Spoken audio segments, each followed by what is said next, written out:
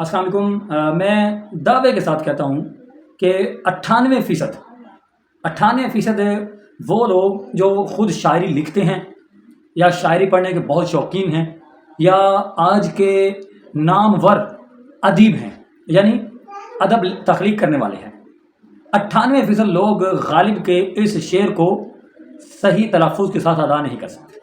और अगर उनमें से कोई सही तलफ़ुज़ के साथ अदा कर भी ले तो वो इसमें से एक लफ्ज़ जो मैं अभी बयान करूँगा उसके मतलब से बिल्कुल नाआशना होगा।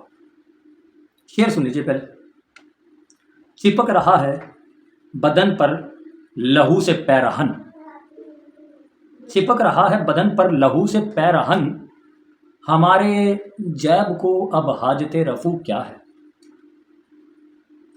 अक्सर व बेशतर आप इसको सुनेंगे तो यूँ पढ़ा जाएगा कि हमारी जेब को अब हाजते रफू क्या है, या थोड़े से पढ़े लिखे अगर अफराद होंगे वो यूँ पढ़ेंगे हमारे जेब को अब हाजते रफू क्या है,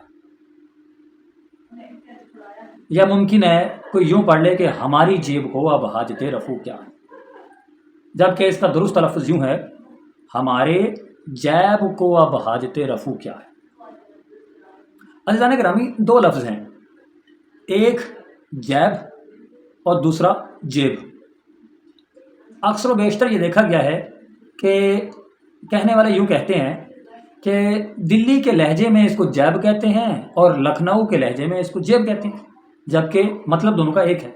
नहीं, हरगिज़ ऐसा नहीं है, ये बिल्कुल गलत है, इल्ज़ाम है। जेब और जैब दो अलग अल्फाज हैं जिनके मतलब भी अलग हैं।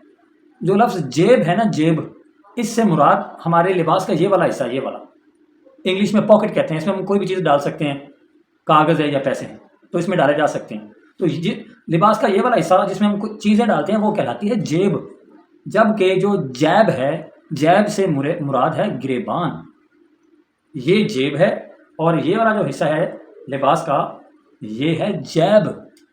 और जेब मुअन्नस है, जेब होती है, जबकि गिरेबान मुज़क्किर है और गिरेबान होता है, लिहाजा जैब होता है और जेब होती है। अभी ज़रा गालिब के शेर को पढ़ते हैं। चिपक रहा है बदन पर लहू से पैरहन, हमारे जैब को अब हाजते रफू क्या है।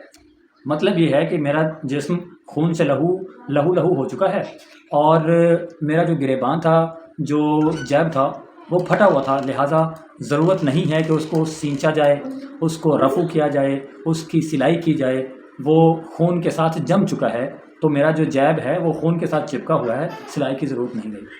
उम्मीद करता हूँ कि ये वीडियो आपको पसंद आएगा। इंशाल्लाह मिलते हैं अगले वीडियो में नए अल्फाज के साथ। हाँ, एक बात, अगर किसी को ये माना मेरे वीडियो से पहले मालूम था वो कमेंट ज़रूर कीजिएगा, मैं इसको अप्रिशिएट करना चाहता हूँ। मैं अली रज़ा कामिल, अब तक के लिए इतना ही। खुदा हाफ़िज़।